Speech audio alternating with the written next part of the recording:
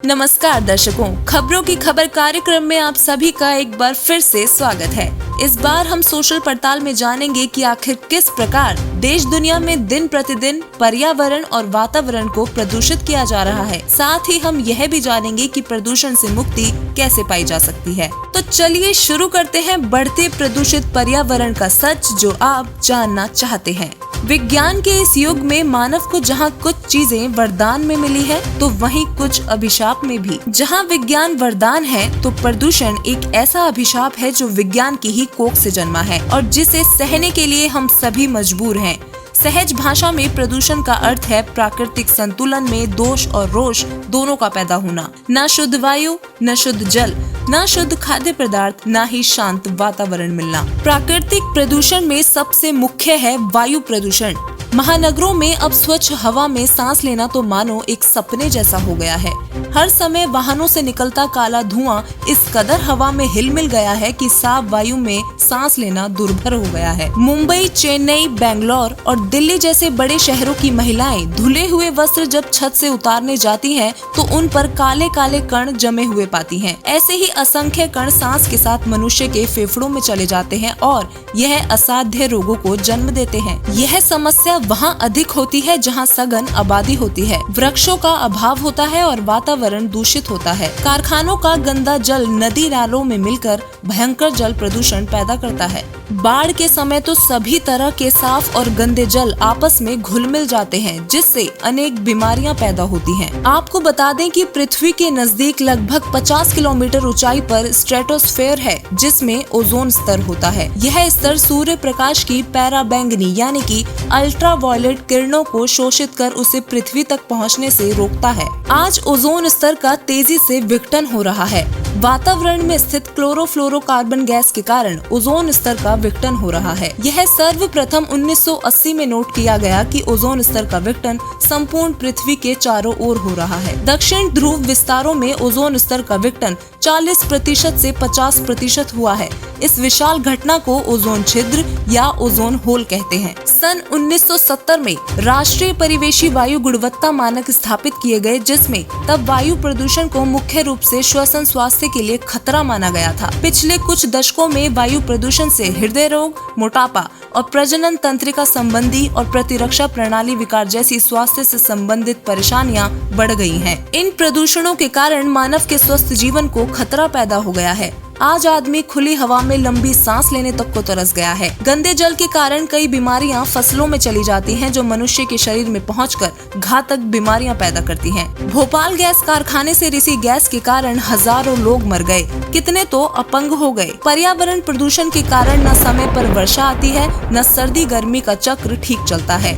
सूखा, बाढ़, ओलावृष्टि, सुनामी आदि प्राकृतिक प्रकोपों के आने का कारण भी प्रदूषण ही है। प्रदूषण को बढ़ाने में वाहनों की अधिकता, कल कारखाने, वैज्ञानिक उपकरणों का अधिक उपयोग, फ्रीज, कूलर, एसी आदि दोषी हैं। इन्हीं के कारण प्राकृतिक संतुलन बिगड़ा है। वृक्षों की अंधाधुंध कटाई से मौसम का संतुलन बिगड़ चुका है। घनी आबादी वाले क्षेत्रों में हरियाली न होने से भी प्रदूषण बढ़ा है। प्रदूषण से होने वाले नुकसान को देखकर आप अवश्य सतर्क हो जाएंगे और इस ओर बदलाव की ओर कदम उठाएंगे। आइए देश दुनिया में प्रदूषण के कुछ आंकड़ों पर नजर डालते हैं। वैसे तो आज पूरी दुनिया वायु प्रदूषण का शिकार हो चुकी है, लेकिन भारत के लिए यह समस्या कुछ ज्यादा ही घातक होती जा रही है। WHO की एक रिपोर्ट के मुताबिक दुनिया के 20 सबसे प्रदूषित शहरों में 14 भारत के ही हैं। WHO की रिपोर्ट के मुताबिक दुनिया के 90% से भी ज्यादा बच्चे जहरीली हवा में सांस लेने को मजबूर हैं। WHO के अनुमान के मुताबिक 2016 में 15 वर्ष से कम उम्र के करीब 6 लाख बच्चों को वायु प्रदूषण से होने वाले श्वास नली के संक्रमण के चलते जान गंवानी पड़ी थी। इस मामले में भारत शीर्ष पर था। रिपोर्ट के मुताबिक यह 5 साल से कम उम्र वाले हर 10 में से एक बच्चे की मौत का कारण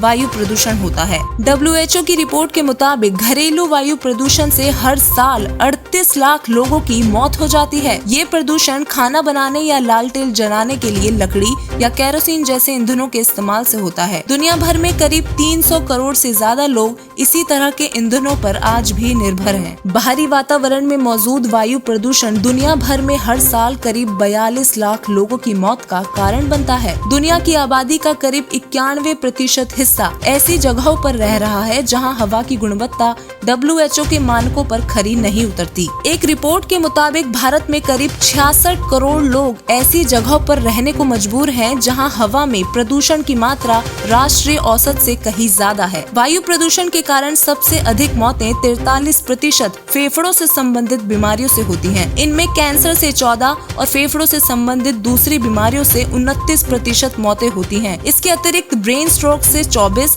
और हृदय संबंधी बीमारियों के चलते 25% मौतें होती हैं। 2013 में International Agency for Research on Cancer of the World Health Organization ने वायु प्रदूषण को मानव कार्सिनोजन के रूप में वर्गीकृत किया। वायु प्रदूषण पर आयोजित पहले वैश्विक सम्मेलन में पेश विश्व स्वास्थ्य संगठन की रिपोर्ट के मुताबिक भारत में बढ़ते वायु प्रदूषण के चलते देश में मानसून के दौरान होने वाली बारिश में कमी आ सकती है। इस रिपोर्ट में यह भी कहा है कि भारत में घरेलू कारणों की वायु प्रदूषण में हिस्सेदारी 22 से 52% है। इसके मुताबिक अगर घरों में ईंधन के रूप में केरोसिन या लकड़ी का इस्तेमाल बंद कर दिया जाए तो इस तरह के प्रदूषण को काफी कम किया जा सकता है। रिपोर्ट के मुताबिक ऐसा करने से हर साल 20 लाख लोगों की जिंदगी बचाई जा सकती है। 2020 की एक रिपोर्ट के मुताबिक अब तक जो आंकड़े सामने आए हैं उनमें दिल्ली के 6 इलाकों में वायु गुणवत्ता का स्तर 400 के आंकड़ों को भी पार कर चुका है। वहीं 5 इलाके ऐसे हैं जहां AQI 350 को पार कर चुका है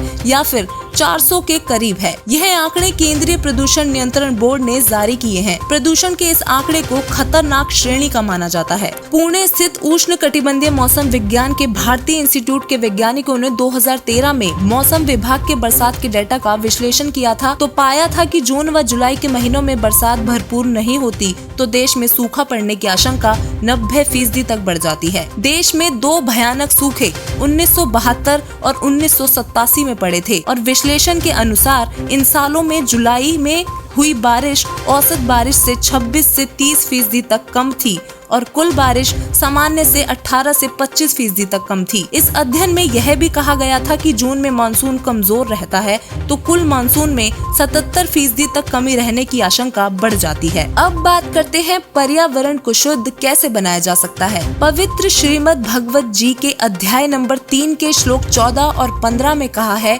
कि सर्व जीव अन्न से उत्पन्न होते हैं। अन्न वर्षा से होता है, वर्षा यज्ञ से होती है, यज्ञ शुभ कर्मों से और कर्म ब्रह्म से उत्पन्न हुए। ब्रह्म अविनाशी परमात्मा कबीर जी से उत्पन्न हुआ। वह अविनाशी सर्वव्यापक परमात्मा ही यज्ञों में प्रतिष्ठित है। वही यज्ञों का फल भी देता है अर्थात वास्तव में अधियज्ञ भी वही है। शास्त्रों के अनुसार यज्ञ से वातावरण शुद्ध होता है। संत रामपाल जी महाराज जी के लाखों अनुयायी अपने गुरु जी के आदेश अनुसार गाय या भैंस के घी से प्रतिदिन 100 ग्राम घी की ज्योति जलाते हैं जो कि वास्तविक यज्ञ हवन है और यह तरीका वातावरण को ठीक करने का काम कर रहा है। लकड़ी आदि को जलाने से प्रदूषण होता है। गीता अध्याय 3 के श्लोक 14 और 15 के अनुसार पूर्ण परमात्मा कबीर जी द्वारा समय पर वर्षा की कृपा भी होती है। संसार को प्रदूषण से मुक्त करने के लिए संत रामपाल जी का सख्त आदेश है कि किसी त्योहार व खुशी के अवसर पर पटाखे नहीं जलाने हैं। उस अवसर पर भी प्रतिदिन की तरह देसी घी की एक ज्योति जलाने की ही आज्ञा है। संत रामपाल जी के लाखों अनुयायी जिसमें छोटे छोटे बच्चे भी हैं अपने गुरु जी के इस आदेश का सख्ती से पालन करते हैं। उस दिन संत जी के अनुयायी परमात्मा की भक्ति प्रतिदिन की तरह करते हैं। होली के त्योहार पर किसी प्रकार का रंग, कीचड़ व पानी एक दूसरे पर नहीं डालते। संत रामपाल जी महाराज जी के विचारों को अपनाने से ही देश दुनिया को प्रदूषण से मुक्ति का 100% समाधान मिल सकता है। तो दोस्तों, इस पड़ताल में आपने देखा कि देश दुनिया में बढ़ते प्रदूषण के चलते हम सभी को नुकसान हो रहा है। ऐसे में दुनिया भर के लोगों को संत रामपाल जी महाराज जी की शरण में आकर पूर्ण परमात्मा कबीर जी की भक्ति करनी चाहिए, जिससे वह विश्व की सभी तरह की परेशानियों से मुक्त हो सकें। धन्यवाद।